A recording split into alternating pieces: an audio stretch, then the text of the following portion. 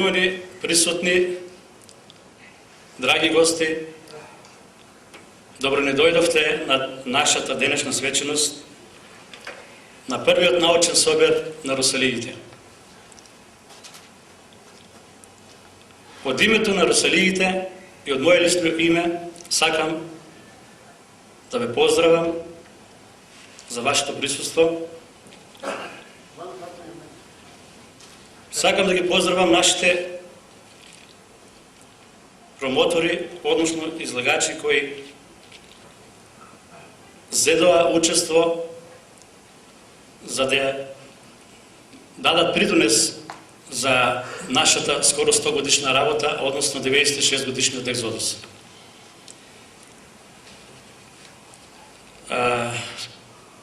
Како прво би ја поздравил професор доктор Оливера Васич, кој покрај големиот снег и невреме стигна на време да дојде од Белград за да не удостои со незиното присуство. Ја поздравувам госпоѓата Родна Величковска, доктор професор од Скопје, вработена во Институтот за фолклор Марко Цепенков Скопје. Ја поздравувам Катерина Кузманова, професор доктор, работена во Институтот за фолклор Марко Цепенков. Срдечни поздрави за нашата почитувана професорка доктор Вера Стојчевска-Андич. Поздрав до професорот при факултетот во Гоце Делчев во Штип, господин Владимир Јаневски. Исто така сакам да упатам голема благодарност на нашиот градоначалник, господинот Ванчо Колев, Любчо Колев, и го поздравувам присуството на градоначалникот на општина Василјево, Ванчо Стојанов.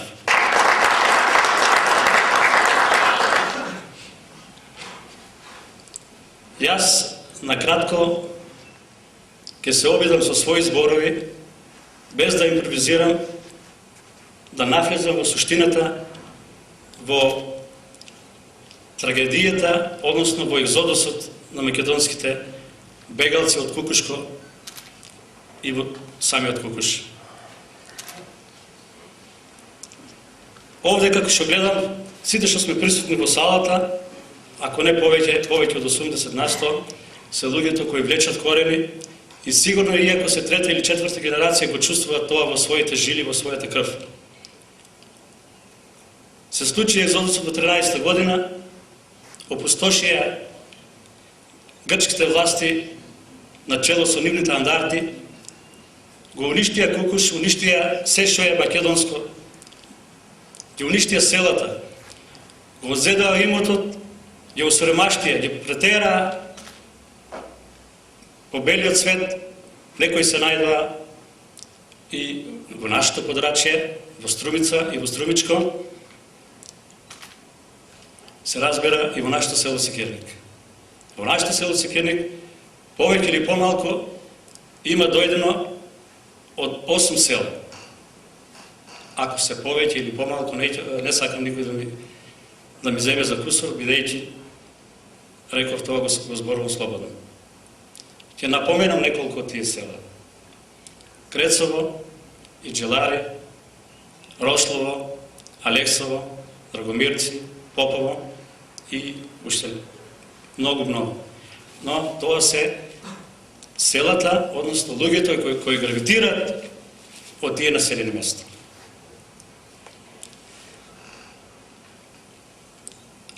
Кога заврши Првата Балканска војна, сите луѓе очекуваат дека ќе се случи чудо, можеби час поскоро ќе се вратат на своите собствени огништа. Таа желба веројатно тлеела во нив се до Првата светска војна. Првата светска војна му дала трунка надеж дека веќе се случува нешто, можеби архаично ќе го кажам, ќе амана таа граница од Беласица, ќе тргнат и ние ќе се врнеме назад. Ќе се врнеме. Порано или покасно ќе се врнеме, ќе си шоиме дома, зашто тук? Ние се имаме нашите огништа. Луѓето се живеали со таа идеја, дури се внимавали да не мешат бракови. Затоа што после тоа ќе има последици. Но се случи тоа чудо, место да ја тргнат границата од Беласица, тие ја отцврстија уште повеќе. Толку ја зацврстија што ден денеска ја осеќаме таа тежина. Сами сте сведоци, сите живееме со тие проблеми. Нашите русали ги има насекаде по Струмица и Струмичко. Кај што има бежанци, има и русали. Не е дека се били секогаш во некоја функција, него тоа е било во духот нивни. Традицијата, обичаите, тие, дали е Божик, дали е Великден, дали е свадба, секој пат е било присутно ова игра, што денеска ние ја негуваме. Потоа, уште имат некоја надеж, некаде до 1925 година, се додека не пристигна рускиот поп во Секирник.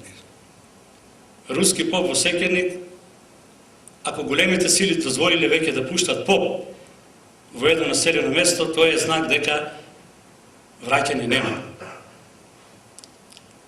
Се собираат луѓето, се договарат да најосновните потреби да се ги завршат.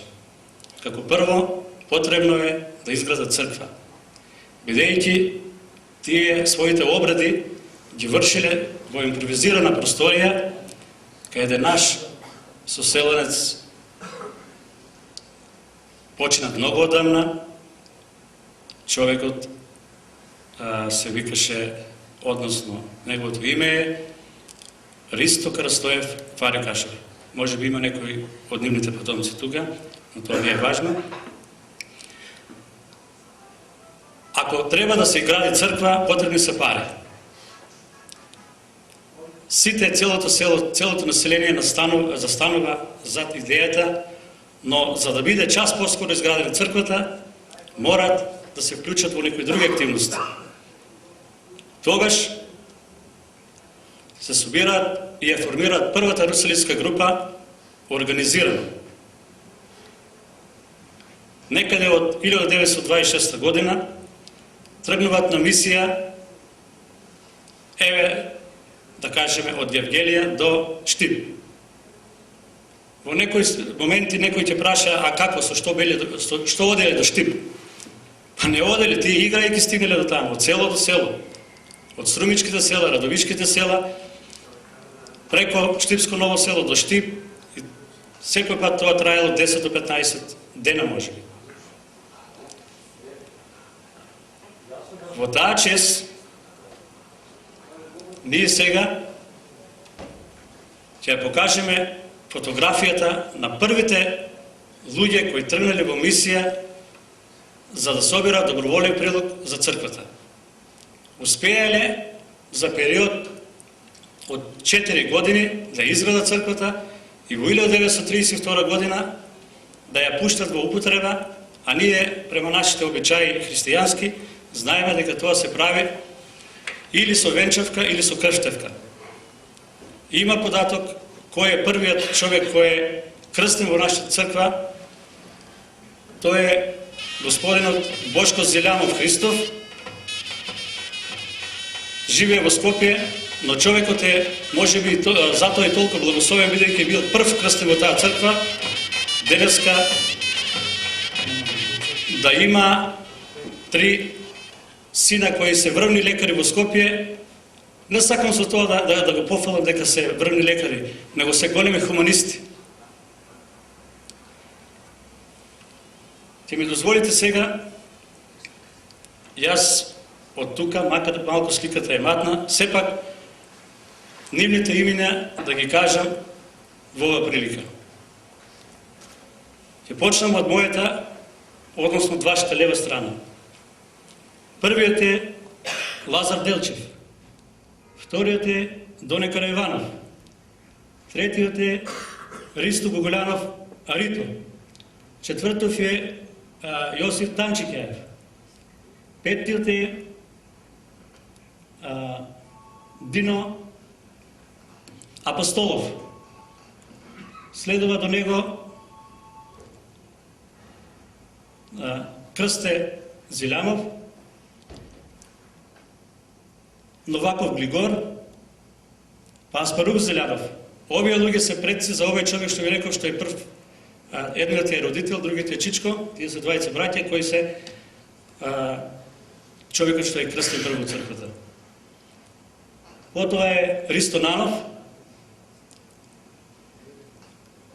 после Ванđела Рапов, Ристо Карастоев, односно Гоце Карастоев Джубрилов, Гоце Шеинов, Леонид Гавазов, Коло Панев, Коло Мушонов,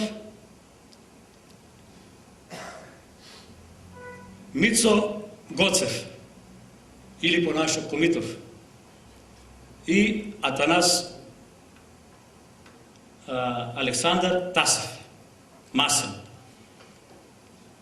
По долниот ред се првиот е Милан Данилов, Миро Мавров, Васил Расуманов и, како што е обичај во секоја руселитска дружина, има чауши водачи, има кеседжија, човек кој носи икона во раците и еден до двајца гласници, кои го препремаат теренот на секоја мисија, тие одат во населеното место и прашуваат дали е дозволено да влезат да играат во нивното село или не. Тоа се луѓето Јанак Танчев, Стефан Стојанов, Ристо Карастоев Варекашев, човекот со порцијата во рака и со иконата, Димитар Делев, односно Динчо Апостолов и Димитар Делев. Музичарите се ово малото дете се вика и син Абдиев. Горе исправениот првата зурла е неговиот постар брат, а долу тапанарот е по наши сознанија, нашите го викаа јајата. Зошто го потенцирам това? Овие луѓе што ги видовме сега, нашите музичари, и тие се нивни потомци. И тоа не е случајно. И тие ден денеска се со нас генерацијски. Како ние се минуваме генерацијски, така и тие се минуват. Јас не сакам повеќе да ви одзимам вниманието во интерес на времето. Потоа ќе следува една фотографија. Може.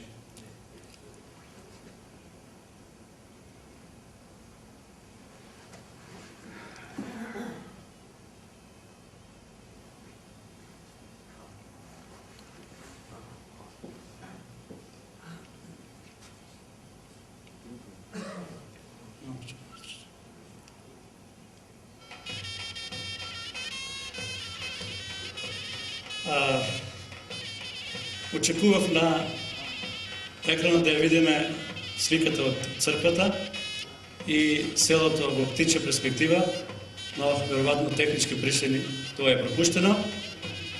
И тука јас ќе престанам за да не направам грешка, бидејќи ако промовирам се што е материјал, а тука имаме малку материјал, тоа е дел од нашето културно богатство, ќе ни треба многу време. А бидејќи имаме луѓе кои се тука повикани да зборуваат на тие теми и се многу покомпетентни од мене, јас ја повикувам госпоѓата Родна Величковска да зеде збор и да почне излагањето на семинарот.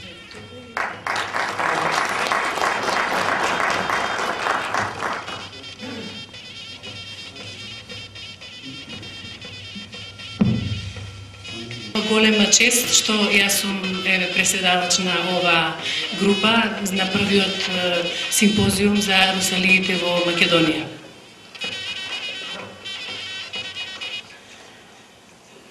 Мојата тема е презентирање на русалиските игри на фестивалите во Републиката и надвор од неа. Русалиските машки обредни поворки спаѓаат во циклусот календарско-новогодишни празнувања. Тоа се древни обредни поворки и датираат од паганско време. Русалиските игри се одржувале од Божиќ до Водици, а тоа се 12 некрстени денови, бидејќи се верувало дека во некрстените денови владеат нечисти сили, зли духови, самовили, каракончули, вештерки, што шетаат по куќите и на луѓето им не нанесуваат зло. Значи, дејствијата на овие ритуални групи, своите ритуали ги извршуваат во обредно време, маркирано, со општа и обединувачка функција со цел да се заштити човекот и се што е живо од разни зла, како и да придонесат за човековата општа благосостојба. Мисијата на русалиските обредни поворки се реализира преку одењето од куќа на куќа со цел да ги избркаат или да ги омилостат злите сили. Преку символиката прикажана во вкрстувањето на дрвените саби калачките, начинот на облекувањето на двете црвени шами и шарата на калчуните се истакнуваат христијанските елементи заедно со паганските атрибути. Значи, тука имаме и нова појава во поново време, носење на икони. Значи, сепак се држиме до паганските верувања, но сепак во христијански елементи. Основната компонента на русалискиот карактер е припаѓањето основано врз сугестивната сила на ритмизираниот ритуален збор, а сабите и воопшто железото и оружјето со неговата гонителска сила, стапот како престижно символен белег на предводник и означувач на крајот на танцот, како и мимикриското движење, се средства со кои се символизира паѓањето во транс. Курт Закс обрнува внимание на гонителската семантика на танците со мечеви, дали се тоа железни и дрвени или и со стапови, бидејќи им го оспорува нивното индоевроско потекло и ги сместува во праисториските времиња. Русалиските поворки, наречени чети, се состојат од 9, 12 или 13 двојки. Јас би најнапред би сакала да истакнам дека русалиските игри, значи во русалиските игри постои одредена хиерархија. Најнапред оди, како што видовме, балтаџијата, по него е танчаријата, значи танчаријата е предводник на ритуалната група. Сите останати се подредени по нивната команда. Со нив секогаш одат двајца чауши. Еден е задолжен да носи икона, нови христијанизација, значи христијански елементи, тој има улога на кеседжија, и еден до двајца гласници, кои, како што рече колегата, ќе бидат, бараат дозвола, значи дали тие можат во селото да дојдат и да ги играат своите обредни поворки, обредни игри. Овие обредки представуваат поширок културен и историски белег на досенички на Македонија, поточно Кукушкиот друштво русалии од село Секирник, Струмичко, кои денес представуваат варијанти на еден културен тип. Целта на моето излагање е да го представам културно-уметничкото друштво Русалии од село Секирник, Струмичко, како наследник и чувар на овие традиционални игри кои се пренесувале со генерации. Воедно, тие се една од најзначајните играорни групи во Република Македонија, кои ја негуваат и презентираат културната историја на македонците, бегалци од Република Грција за време на Балканските војни и Граѓанската војна по Втората светска војна. Членовите на оваа играорна група потекнуваат од Егејска Македонија, потомци на бегалците од 1913 година во Струмичко наречени бежанци. Преселувајќи се во струмичкото село Секирник, Тие со себе ја пренели и својата народна култура. Најголеми и најзначајни траги од нивната култура се секако русалиските игри, кои се најоригиналниот и најтрајниот белег за нивното постоење и делување во новата средина, верувајќи и надевајќи се дека еден ден ќе се вратат во своите огништа. Меѓутоа, соочени со реалноста дека не постојат никакви надежди за враќање во народната грудка, тие продолжиле да ја негуваат русалиската древна традиција. Од преселувањето до 1931 година, русалиските игри ги играле за добротворни цели и на тој начин била изградена црквата Света Богородица во селото Секирник. Од тогаш до денес, традицијата на негување на русалиските игри не престанала да се негува, почитувајќи ги строго правилата и обичаите во текот на русалиското играње.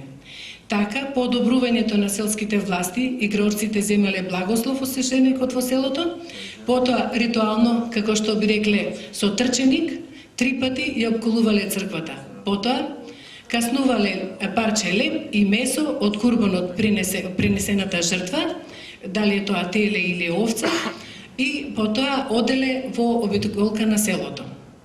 Репертуарот на изворни русалиски игри од Кукушко е навистина интересен и доста импресивен, преку кој се отсликува македонското фолклорно наследство од Кукушко. Своите почетоци, како група играорци, ја имаат уште во далечната 1926 година. Како културно-уметничко друштво Русалии, за прв пат се регистрираат во 1972 година, која до ден денес настапува со својата грациозност во играта, освојувајќи ги срцата на фестивалската публика. 29 години настапуваат на фестивалите во Републиката од промотивен или ревиален карактер. Учествувале на Балканскиот фестивал за народни игри во Охрид во 1971 година. Истата година учествувале и на смотра фолклора во Загреб, Република Хрватска, оставајќи силни впечатоци на многобројната публика, за што сведочат бројните надписи во печатените медиуми, а сега ќе видиме и еден филм. Филмот? Сакала накратко да кажам уште нешто. Доколку некој бил болен во селото, тогаш ги повикувале русалиите и русалиската група го обиколувале болниот, ги вкрстувале мечевите и на тој начин ги истерувале и ги бркале злите духови. Балтаджијата исто така мавал со секирата со цел да ги прогони духовите. Но сепак тие пагански обележја останале до денес, но сепак христијанизирани, затоа што, како што кажав, символите кои се представени на марамите, вкрстувањето на сабите представуваат секако христијански елементи. Најновото што веќе го забележавме, тоа е носењето на икона. Секако можни се и вакви технички грешки, секако рековме дека ова не е прв пат, се надеваме дека во иднина нема да ги имаме овие грешки и ќе се потрудиме да го представиме тоа преку поент презентација, кај што сите елементи ќе ги видиме едно по друго. Значи, како што кажав, за концертот во Загреб, бројни написи стојат во печатените медиуми за овој настан кој се одвивал на сцената на фестивалот во Загреб, Смотар фолклора. Од 1973 година до денес, по Комитското ОРО, ова реномирано културно-уметничко друштво редовно ги отвара Републичкиот фестивал за народни игри и песни и линденски денови во Битола.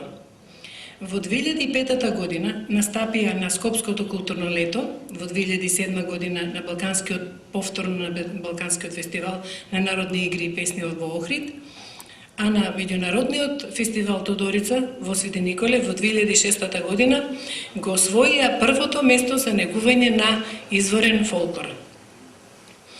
На репертуарот на друштвото најчесто застапени ора се маршот, крмази фустан, Бела Јана, Менка, Сечи Моме, а најавени се и уште ора кои повторно треба да ги представат на репертуарот а тоа се игрите Тодор Капедан, Миц Миц Маро, Чекмеџе и други.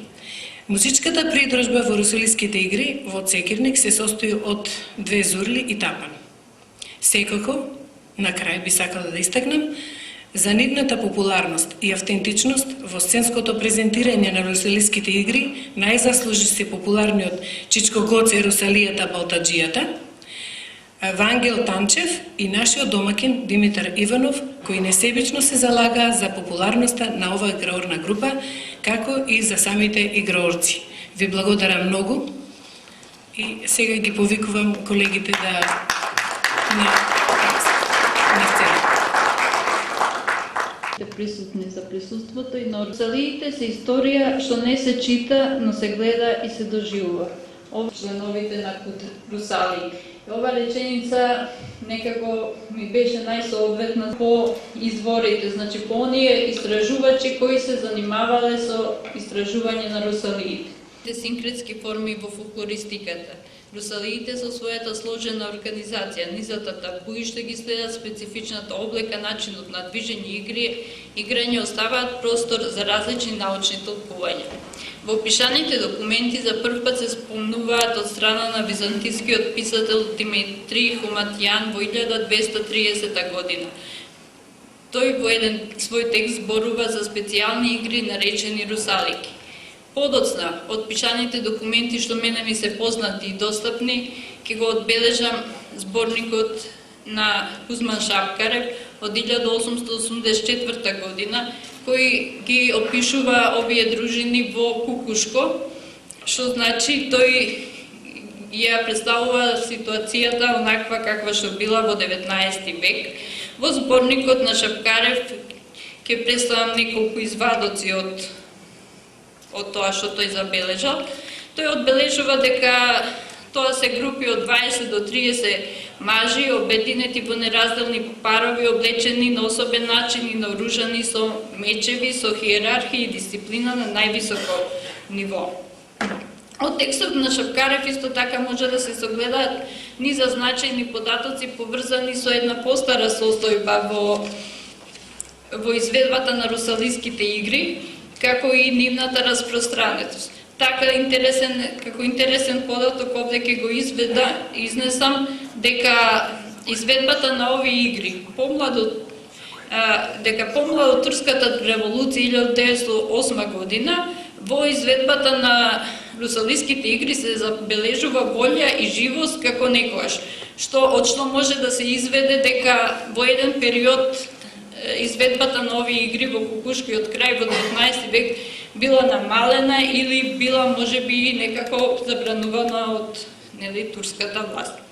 Во годините меѓу двете светски војни јас дојдов до два текста од Шадлев и Тановиќ кои даваат низ кои може да се следи значи од Шапкарев до нив некои промени кои се случуваат во тој период во изведбата на Русалиските игри. Од истражувањата кои се правени во средината на 20 век, ќе се задржам на текстот на Вера Кличкова, објавен во Македонски фолклор број 3-4 од 1969 година, во која авторката дава една подробна библиографија за постарите истражувања на Русалиските игри на Балканот, но исто така поподробно се задржува за нивната поврзаност со зимските празнувања, при што таа покажува и повеќе предпоставки во врска со самото име на Русалиите и ги поврзува со една легенда која подоцна ја поврзува со култот на мртвите. Исто така и таа во контекстот на своето истражување ги нотира промените што игрите ги доживееле низ текот на времето, забележувајќи дека тие содржат стари пагански верувања од една страна, а од друга страна се тесно поврзани со христијанската религија. Секако дека таа истакнува во текстот и нивната функција, која пред се била добротворна и се однесувала на напредокот и добробита на селото. Откако ги образложува овие елементи, таа се задржува и на самиот опис на дружината и учесниците во неа. Во вториот дел од текстот таа ни дава податоци за обредните постапки карактеристични за русалиите, како например земањето ајазмо, крстувањето на мечевите над болниот, борбата меѓу дружините, заедничката вечера и друго. Еден од фолклористите кој особено ги истражувал русалиите во Секирник е Михајло Димовски.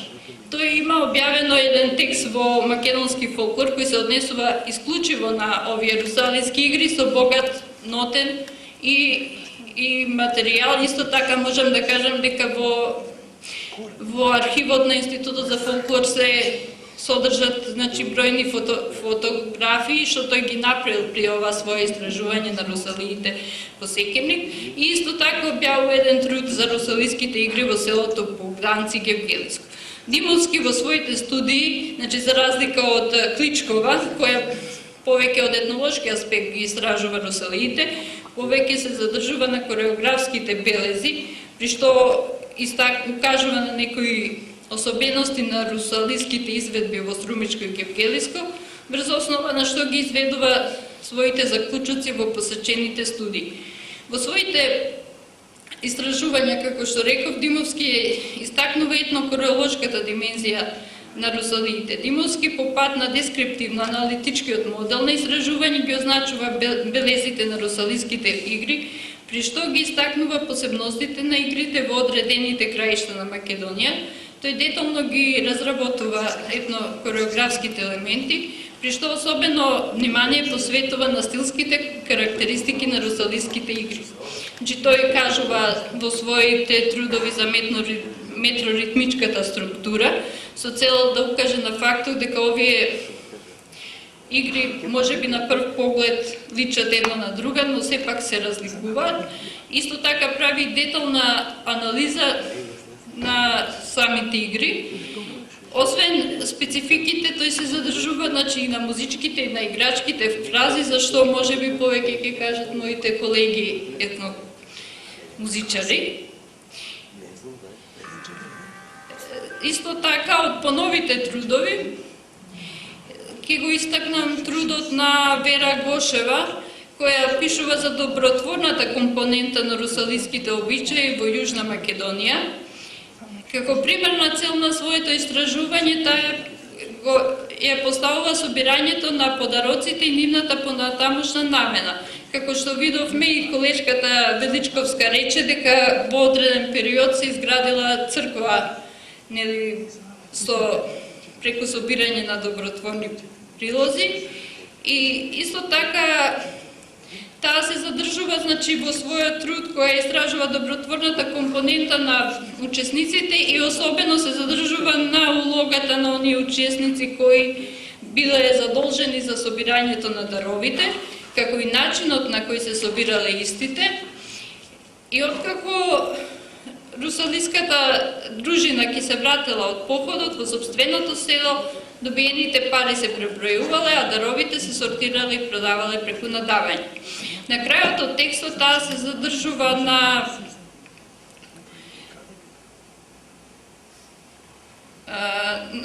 предавањето на средствата на заедницата, нивната употреба, задоволувањето на потребите на селото, како што се градењето цркви, училишта, чесми.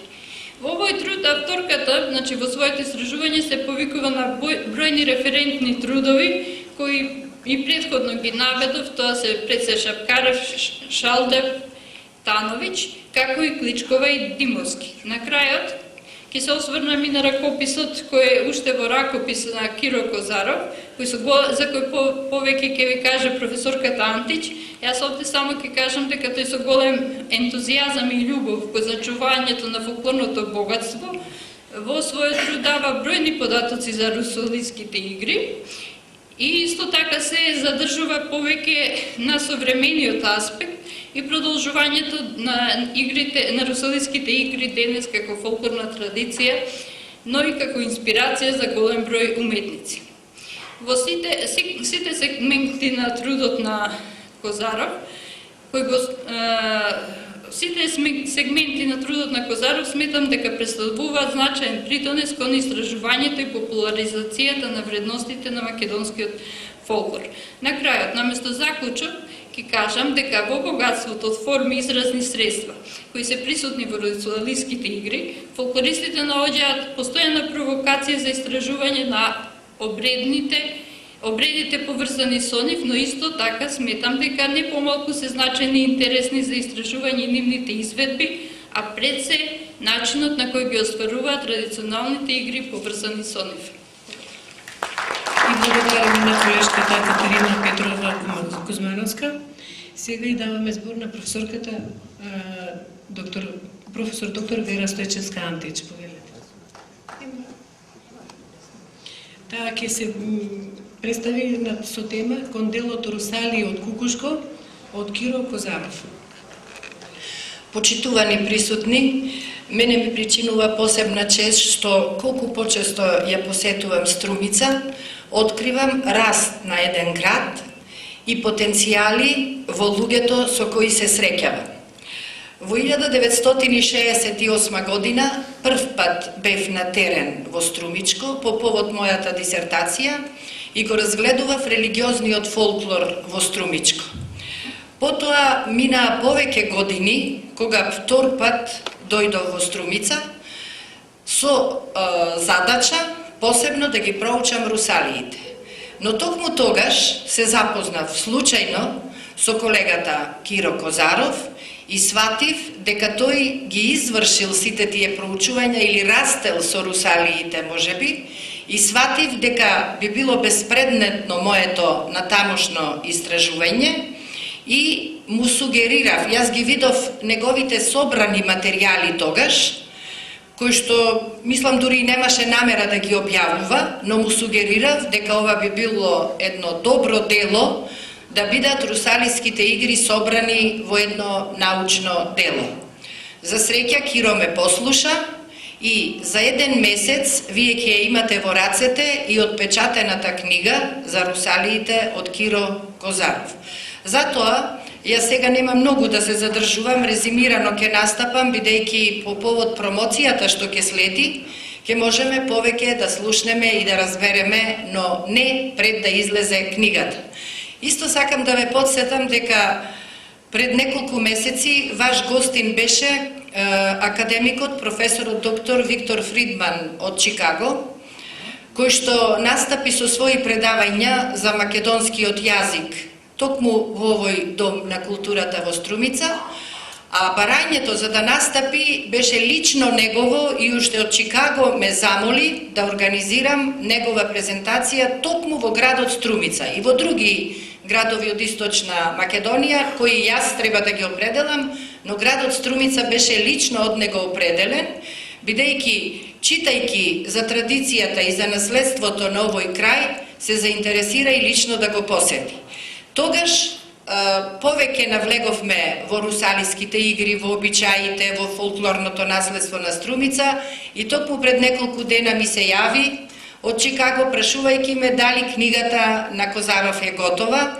Јас му соопштив дека тоа ќе биде набргу и дека еве со ова гостување и по гостувањето по повод прославата 100-годишниот јубилеј од раѓањето на Вапцаров, навистина Струмица е град на потенцијали.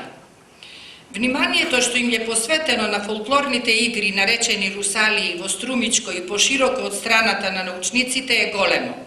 Сепак интересот кон овие традиционални појави не престанува. Денес селото Секирник во Струмичко ги негува овие прастари обичаи, кои посебно ги пренесле бежанците од Кукушко. Токму во најновиот период од фолклорните содржини, со кои изобилува Македонија, се појавува ракописот на струмичанецот Киро Козаров, кој прави радикален пресек на оваа карактеристична појава. Неговото значење не се содржи само во фактот што повеќе години им посветил сериозно проучување, туку тој израснал со нив, го доловил нивниот дух, значење, порака, идентитет, историја и мит. Козаров како струмичанец завршил политички науки во Белград, а во Струмица покрај политичко-обштествената дејност пројавил афинитет посебно кон културните традиции во Македонија, како и во својот регион. Од 1987 година со група истомисленици од Германија, Португалија и Ирска формираат унисоно Европа Берза на културата и се занимава со издавачка дејност со Максима. Во културата и историјата нема големи и мали народи, туку сме сите еднакви. Не е случајно што истражувачот на овие пројави, смислено во самиот вовед на ракописот, истакнува една суштина за русалиите. Една маркантна појава, цело едно народно движење, организирано во вооружени формации, составено од 40 мажи, на повеќе места во исто време, со длабока мистериозна, повеќе слојна улога или само необична фолклорна група, со општо познати народни обичаи кои допираат само до дневните и лесно уочливи хоризонти на обичниот човек. Како се појавувале тие во својата генеза и историски развој, што пренесувале длабоко во себе низ времето и дали е можно да се одвие велот на тајната и докрај недоречената приказна, која се проттега од тука до неколку долги векови, заринкани длабоко во историјата. Сметам дека со самиот вовед Киро Козаров ја резимира историјата и суштината на русалиските обичаи. При тоа веднаш преоѓа кон толкувањето на потеклото на русалиите сведено во две теории – словенска и римско-паганска. Во нив се преплетува историјата на македонските бежанци од Егејскиот дел на Македонија, со нагласка дека од Струмичко до Удунат, преку Беласица, една птица може да прелета за еден подолг миг, а тие не можеа да се вратат за еден човечки живот, што не засега до денес болно сите. Козаров дава мощни впечатливи описи на русалиските дружини, видливо со нивно суштинско познавање. Ракописот изобилува со ретко убави ретки слики од русалиските дружини, начело со главниот нивни предводник Балтаджијата. Тој одлучува за текот на орото, за се што е важно во текот на играта и обичаите. Главно со својата секира во десната рака ја чува дружината од лошите сили. Козаров ги проследува сите верувања и настани што се одвиваат за време на русалиските манифестации. Во своето длабоко верување ја истакнувале силата и на христијанската религија. Русалиските борби доминирале во нивните изведби. Од балтачиите на дружините зависеле и борбите, кои во недослух на добра волја завршувале лошо, а мудрите балтаджии најчесто испраќале извидници за да не дојде до борбен судир на дружините. Ракописот на Киро Козаров изобилува со хронолошка заокруженост на пројавите и обичаите, доживеани лично, а проследени со неопходната научна литература посветена на русалиите. Токму затоа и неговото објавување ќе биде дочекано со интерес не само во нашите научни кругови, туку и многу пошироко, зашто традицијата на русалиите е длабоко вкоренета во македонскиот фолклор, во македонската култура. Ви благодарам. Владимир Јаневски, асистент при факултетот, при Универзитетот Гоце Делчев во Штип. Тој се представи на тема заедничките играчки белези на русалиите во Македонија.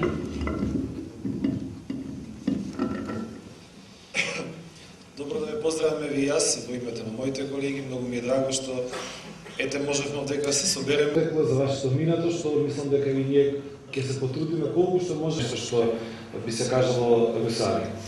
Значи јас би сакал да поставам едно дискутабилно прашање од типот каде се русалиите, зашто само на еден простор во Македонија се одвиваат русалиите, зашто Местанска со јужно-македонска етнографска целина, зашто русалии се создадоа баш ги имаме денеска во една поинаква форма во Бугарија, односно во Сроместанска села, односно во Струмичкото поле.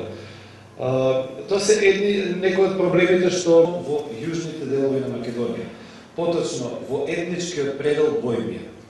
Кога ќе се каже етничкиот предел Бојмија, јас би сакал само да ве запознам дека би сакал да се навратиме многу наназад.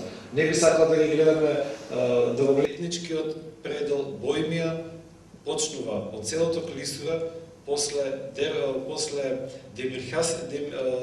Демиркапискиот тунел, значи од таа клисура има едно село Клисура кое се вика, па се до Солунското поле. Тоа е етничкиот предел Бојмија, каде што влегуваат гевгелиските села, каде што влегува и градот Кукуш и околните села. Сето тоа така обстојува до 19-тиот век. Текот на 20-тиот век се случува тој екзодус, како што кажавме тука, и што се случува? Група на население, протерано население, заминува во Струмичкото поле, а една голема група на население заминува во Пиринска Македонија, поточно во околината на градот Петрич. Што се случува? Бојмиската група која работи која обстојува во околината на Гевгелија, поточно селата Давидово, Петрово, Габревци, тие си го задржуваат својот репертоар. Но групата која доаѓа во Струмичко поле, поточно добиваат етноним, нов етноним, го менуваат етнонимот на бојмици, него добиваат нов етноним како бежанци, затоа што се пребегани и дојдени на овој простор. Населението кое пребегува пак во Петрич добива исто друг етноним. Но е многу битно како се движи репертоарот играчкиот репертоар на овие села. Е многу интересно само заради податокот дека овие бежанци кои доаѓаат во 1913 година, после неколку години веќе одлучуваат во една нова форма како да си помогнат на себе си, како што и впрочем можевме да слушнеме, значи со изградба на црквата тие почнуваат пак ги обновуваат своите обреди кои ги имале во кукушките предели. Сега е многу интересно во бојмискиот предел, до 19-тиот век, како и население живеело во Бојмија. Во Бојмија живеело македонско население, но во Бојмија живеело и влашко население. Многу интересен податокот, и тука може би треба да се бараат корените, дека и македонското население и влашкото население ги изведувале русалиите. Ако вие ден денеска отидете да истражувате во селата Ума, Срманин и Којовско кои припаѓаат во Гевгелиската околина, и таму ќе најдете русалии. Тие не се македонци христијани, тие се власи христијани, но и тие ги изведувале русалиите. И за нив постојат огромни податоци, односно податоци дека до 40-тите, до 50-тите години, дури и селата, 8-те села кои од мегленските власи кои влегуваат во денешна Грција, дури и таму постоеле русалиските групи. Јас во моите истражувања, покрај тоа што ги најдов во самиот предел Бојмија, само во пределот Бојмија каде што се одвивале русалиите, налетав на еден податок кој е многу интересен, кој можеби ние како научници треба да се трудиме повеќе да истражуваме, а тоа е дека во пределот Азот, односно околината на Велес, познати се русалиски гробишта. Инаку ако се истражува на пределот Бојмија, многу често ќе налетате на предели каде што се нарекуваат русалиски гробишта или гробишта на русалиите. И тоа е многу познато и тоа е многу интересен податок, затоа што со историските податоци се кажува дека некогаш русалиските групи, кога ќе се сретнале едни меѓу други во меѓусебната борба, доаѓало до таков контакт да некој од нив и од тешките борби со реквизитите што ги држале во рака, дури и починувале на самото место и тука биле закупувани и биле формирани русалиски гробишта. Но од каде во етничкиот предел Азот, односно во Велешко, се сретнуваат такви русалиски гробишта, за нас како научници треба да истражуваме најверојатно многу повеќе да добиеме до сознание дали дури некогаш русалиските групи доаѓале дури до велешките околии.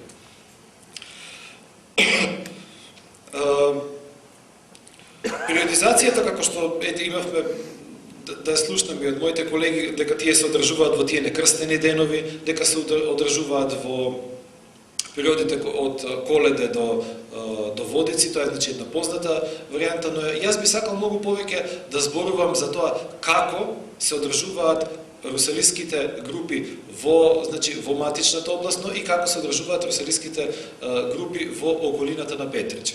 Во околината на Петрич, каде што исто кукушкото население се пребегало во околината на Петрич, веќе добила една нова форма. Таму таа форма се измешала со обредноста, се измешала со тоа што се случило. почнале русалиските групи да немаат функција на русалии, него да имаат и функција на обреди под маски, кои за вас одека во Струмица ви се многу познати карневалските групи. Добиваат една нова форма, се мешаат, односно се мешаат со кукерските групи и се мешаат со русалиските групи.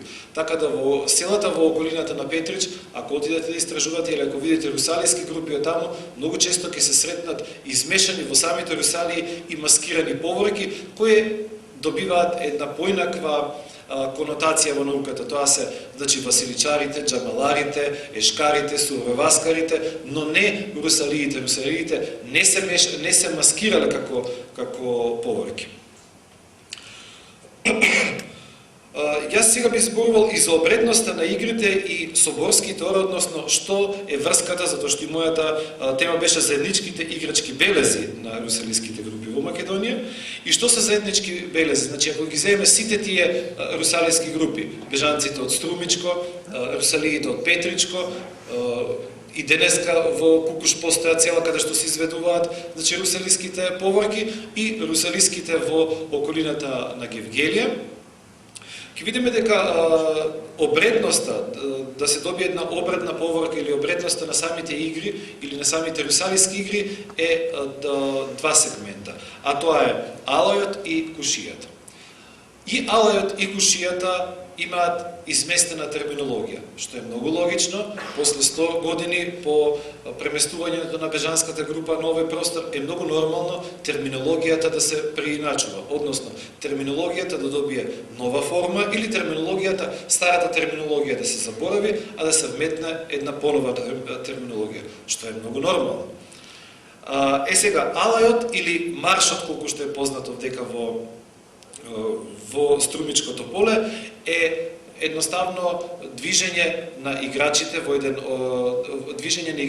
под еден одреден ритам на инструменталистите, а тоа значи маршот или алајот се игра или се движи од куќа до куќа или од село на село.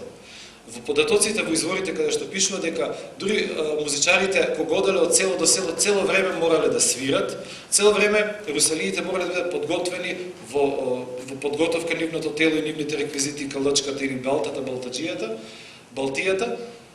Цело време морале да бидат подготвени и цело време со алајот или со маршот да се движат од село до село или од куќа до куќа.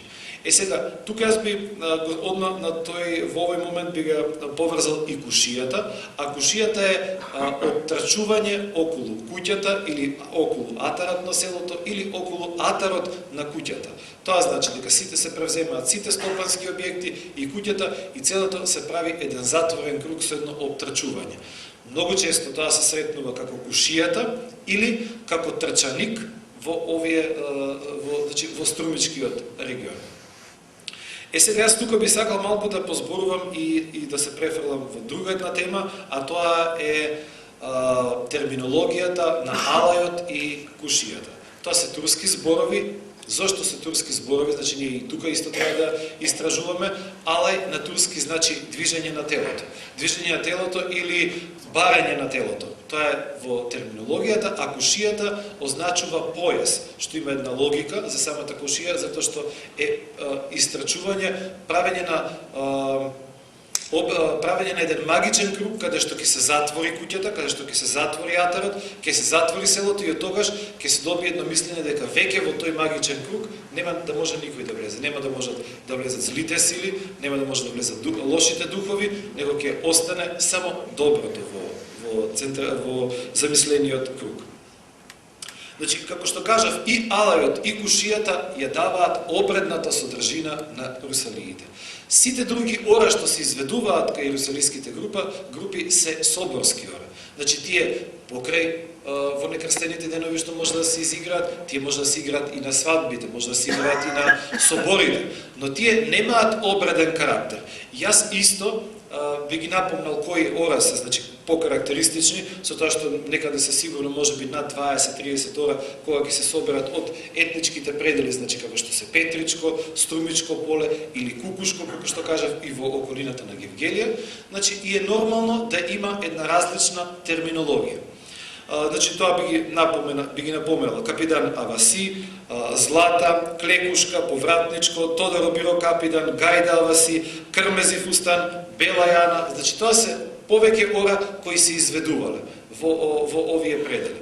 Сега е исто и многу интересно зошто и многу често во терминологијата на овие ора се употребуваат и турски термини, турски имиња. Истото и тоа треба да се истражува, со тоа што е многу добро што со сите информатори кога се разговара на теренот, тие ви го кажуваат терминот значи на турски, но во моментот исто се преведува. Јас и денеска тука исто имав прилика да се сретнам со некои од русалиите, во моментот кога значи ми го кажа орато Крмези Фустан, во моментот ме поправија дека е тоа црвен фустан. Да знам дека е тоа црвен фустан. Значи многу интересно зошто се заменуваат и турските и македонските термини, од друга страна пак е многу логично во бојмискиот дел, во Бојмија, до почетокот на 20 век голем дел од населението било со турска националност и денеска ние во Радовишко-Струмичкиот регион познати се турците јуруци кои живееле на овој простор. Какви биле врските со турците јуруци исто останува да се истражува и од каде се тие нели турцизми. Но јас сега на крајот би кажал уште нешто, а тоа е дека заедничките играчки образци, значи на сите овие 3, односно 4 групи на русалии каде што се развивале, е многу интересно е тоа што играчките образци, односно чекорите, се базата на сите овие чекори се два типа, а тоа е трочекор со набивање.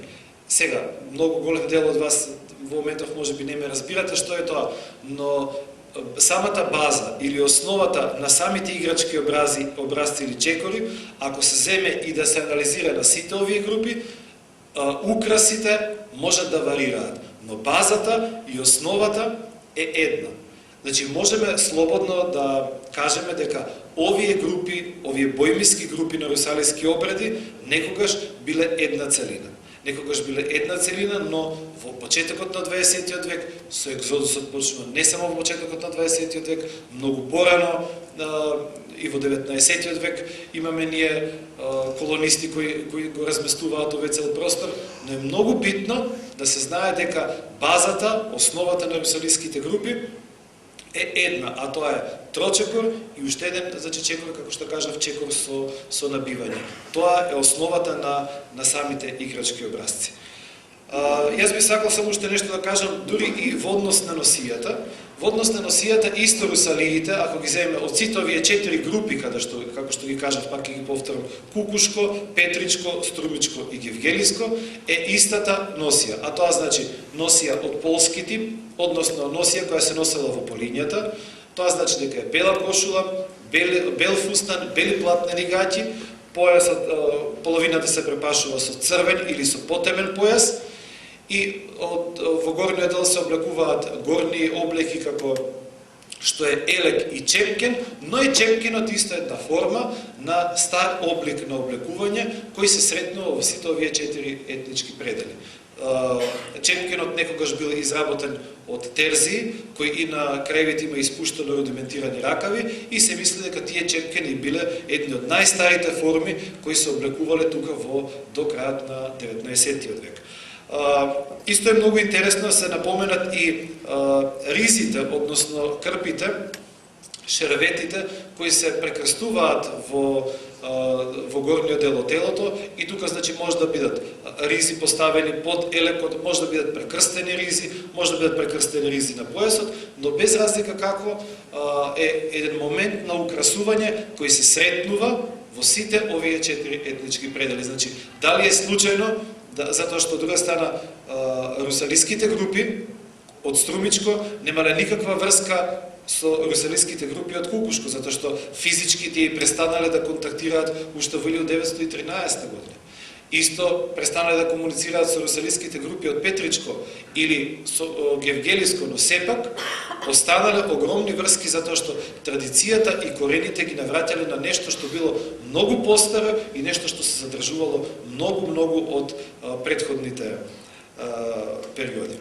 Значи, јас од прилика тука би завршил со моето излагање, би се заблагодарил на сите еве вака што можете да ни слушате и што можеме да прокоментираме на оваа тема. Јас се надевам дека на крајот можеби ќе имаме некакви прашања што можеби ние би ги одговорили и би се развила една поинаква дискусија. Ви благодарам.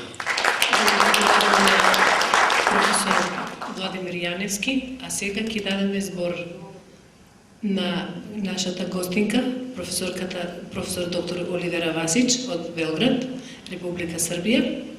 Таа ќе ни се представи со една тема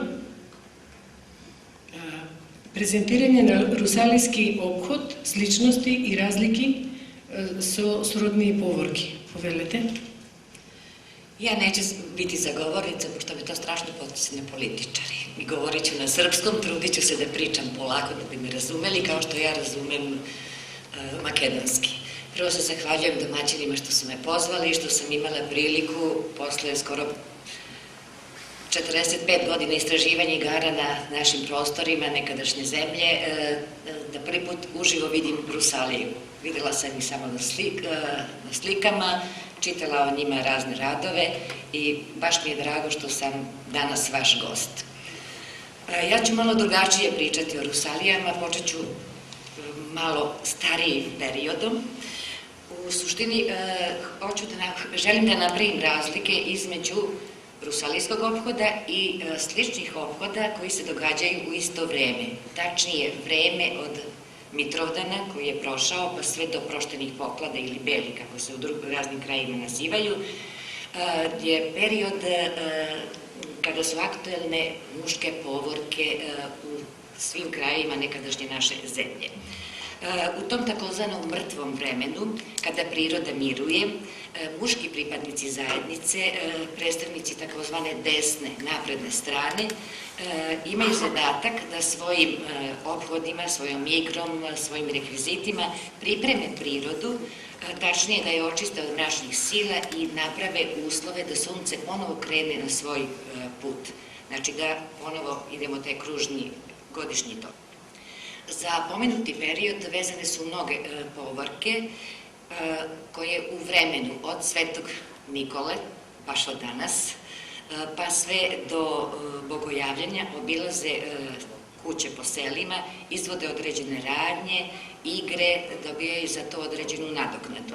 Nose različite nazive: koledari, sirovari, surva, džamala, maski, džamalari, bušari, koranti, zavisi na kom se prostoru odvijaju, a bilo je i hrišćanizovnih povorki kao što su vertepi, zvezdari, tri kralja, jer ne smemo zaboraviti da je crkva imala jako veliki uticaj na našu takozvanu pagansku praksu. Najstarije podatke o Rusalijama i o nazivu Rusalija mogu se naći u knjizi Stanoja Bojanina Zabave i svetkovine u srednjovekovnoj Srbiji od kraja 12. veka do kraja 15. veka u izdanju Istorijskog instituta Srpske akademije nauka i umetnosti. Samo da podsjetim da je Makedonija bila u tom sklopu u to vreme. Naziv Rusalije se pominje za dva praznika. Jedan se praznovao 1. marta, a drugi se praznovao u vreme letnje pedesetnice, tačnije Duhove ili Trojice, kako mi to danas nazivamo. U zakonopravilu Svetog Save na Rusalije se ukazuje kao na praznik i običaj nehrišćanskog porekla koji se zadržao u prazničnom ponašanju kod seoskog stanovništva u vidu obrednih igara, plesa i prerušavanja. Prema podacima sa kojima ja raspolažem u Beogradu, makedonske Rusalije u poslednjih 100 godina nisu vezane ni za jedan od ovih pomenutih praznika, već njihov oput traja od drugog dana Božića, kako je već rečeno, do bogojavljenja. Stevan Pavlović, koji je pisao o Rusalijama, navodi da su stari ljudi pre oslobođenja ovih krajeva od Turaka, to je 1912. reč Rusalije izgovarali Rusilija i da su to zamanske igre, stare igre, što znači da ova 100-godišnjica može da se umnoži nekoliko puta. I dalje ističe da se mnogo polemiše o samom nazivu Rusalija, navodeći teorije tadašnjih istraživača i o njegovo lično mišljenje da smatra da nijedna ne može da se poveže sa makedonskim Rusalijama. Već je rečeno kad su Rusalije u prošlosti išle, takođe u to isto vreme, znači što ih izjednačava sa svim ostalim povorkama tog vremena na prostoru nekadašnje naše zemlje. Šta razlikuje makedonske Rusalije od ostalih ophoda? Pre svega sam naziv. To je zanimljivo. Ja sam malo prepomenula da se koristio naziv u srednjem veku za dva praznika. Neki sličan naziv imamo za Rusalje, padalice u severoistočnoj Srbiji kod vlaškog stanovništva, koje su vezane za pedesetnicu, tačnije za trojicu ili duhove. Rusalije je naziv i za duše rano preminulih žena, mladih žena i devojaka. Rusalije je neka i Rusa, opet u severoistočnoj Srbiji, pojam koji se koristi za bolest koja napada samo žensku decu u to vreme, znači u sredu, tačno u toj nedelji od trojice kad počinju. Znači, taj prvo je naziv čudan i otkud to kod makedonskih Rusalija da je zadržano. To je, znači, prvo što razlikuje ophod od ostalih, a drugo što je svrha i cilj ovih ophoda bio seoska ili opštenarodna potreba. Kako sam Tanović navodi, svrhe i ciljevi su seoska potreba, opšta narodna potreba da se podigne škola, zvonara, crkva. A osim zadovoljavanja opštih potreba, po pričanju i kazivanju i zapisu veruje se da su Rusalije imali i isceliteljsku moć i Danica Ljubica Janković, koji su u suštini pioniri etnokorologije nekadašnjoj Jugoslaviji, ističu da su 3 rusalijska igrača igrala iznad bolesnog, ukrštajući mačevi i na neki način terajući svo to zlo iz njega.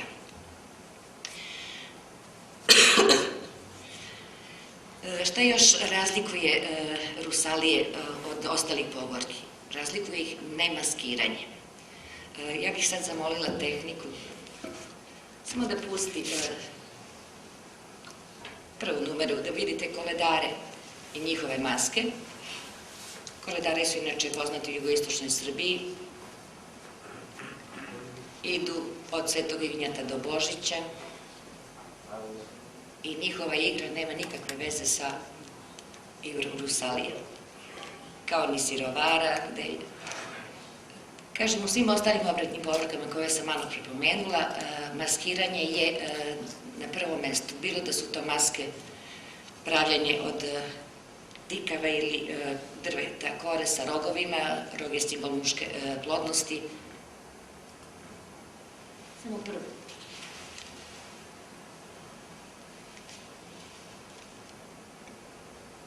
Ili se menja pol. Muške sve osobe maskiraju u ženske, a ženske u muške.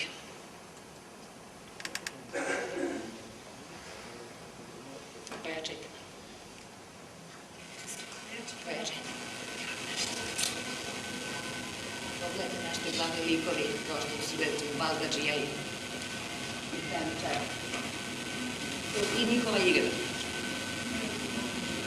Kada mogu igranje zadržano na dvorištu, gospodinu pređu Buriću i tu pročistiti prostor u tome treba da se dogodi novi koledarski moment. Možete to sad zaustaviti.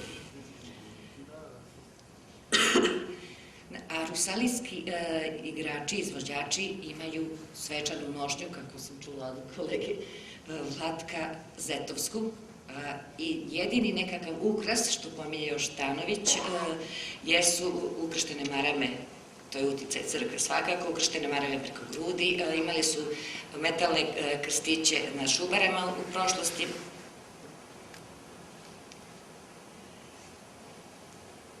Ili metalni krst prikačen negde na gornji deo odeće. Ono što je bilo zajedničko, to je ritualna čistoća. I ne znam koliko se to danas sačuvalo u današnjim ophodima, ritualna čistoća podrazumeva i fizičku i unutrašnju čistoću.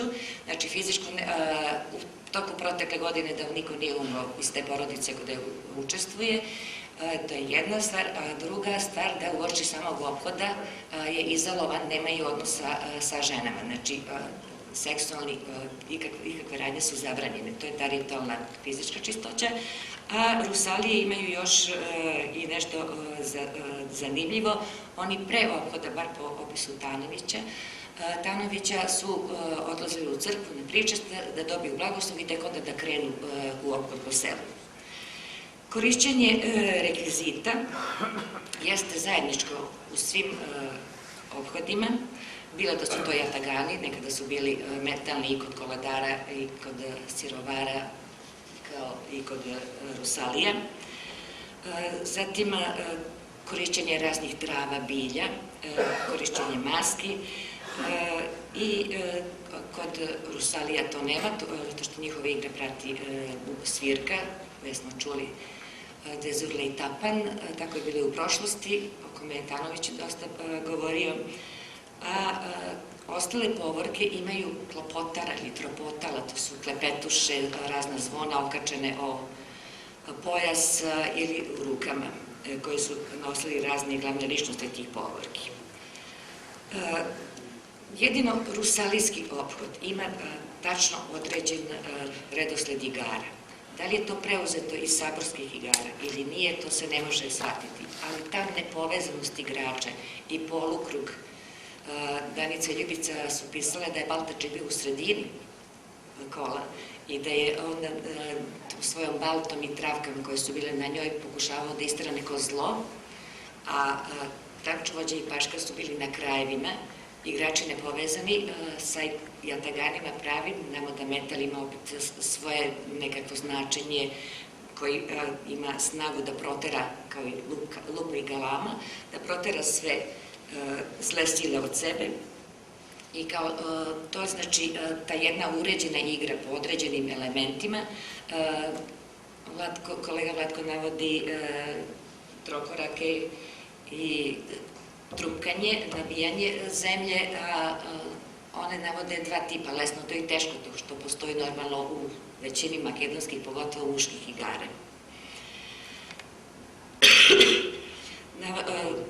Ime naziv igara koje je naveo Vlatko, navodile su i Danica i Ljubica Janković. I na kraju ovog priloga ja bih želela da pojasnim šta su to, šta je to isto, šta je zajedničko svima, šta je različito. Ono što odlikuje Rusalije i odvaja od svih ostalih jeste na prvom mestu nemogućnost da se objasni njihov naziv. Znači, jako je star, datira od kraja 12. veka i vezivao se za dva praznika u srednjem veku. Cilj ophoda je različit od drugih ophoda. Oni idu za opšte dobro ili da leče bolesne. Svi ostali idu po nekoj navici u prošlom veku, 20. veku. Tako se valja, tako treba, a one darove koji dobijaju dele između sebe. Znači, svako za sebe.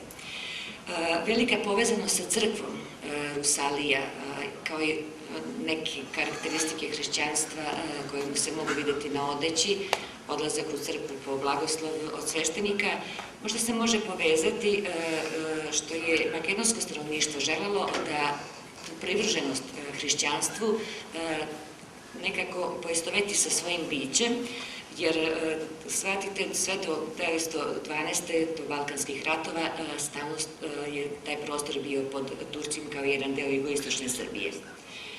I nemojmo zaboraviti da su najveći manastiri iz dinastije Nemanjića i njihovih saradnika podignuti upravo na jugu Srbije i na severu Makedonije. Jedino makedonske Rusalije nemaju nikakve maske, nikakve prerušavanja, a šta je zajedničko? Vreme, znači to mrtvo vreme, zima. Zatim je ritualna čistoća zajednička za sve učesnike tih povorki i kao i sve povorke imaju određene rekvizite. I na kraju normalno je zapitati se ko su Rusalije. Mislim da se odgovor ne može dobiti, pre svega što je malo podataka da se protumače brojne odlike ovog ophoda. Nema dovoljno podataka iz prošlosti, a danas jedva čeka da se pojavi Kire Kozarova knjiga. To sam čoveka upoznala 93. godine kada sam jedno vreme radila na fakultetu u Skoplju. Rekao je da će da napiše, drago mi je što je ispunio tu želju svoju. I teško je i danas doći do podataka, kao što je već rečeno, svakim dan se naš život menja, naša svakodnevnica menja, tako se menjaju i naši ostaci tradicionalne kulture, tako da poprimaju nešto novo, nešto zadržavaju, menjaju određene stvari. I da li sada ćemo doći posle knjige Kirove do nekog rezultata i nastavimo dalje istraživanja, ne mogu da dam odgovor. Ko su Rusalije? Da li je to deo starobalkanskog nasleđa koje nam je ostalo od prastanovnika Balkana, pre svega mislim na Tračane koji su bili na ovim prostorima, zatim veliki uticaj Bogumila, neko ih vezuje sa Bogumilima, i dolaskom Slovena koji su nešto doneli iz svog kraja. Da li se sve to skupilo, napravilo jedno zamašateljstvo, a sve moguće selitbe, sve moguće ukrštanje raznog stanovništva dovele do toga da smo, eto, imamo ovakve Rusalije kao što danas vidimo.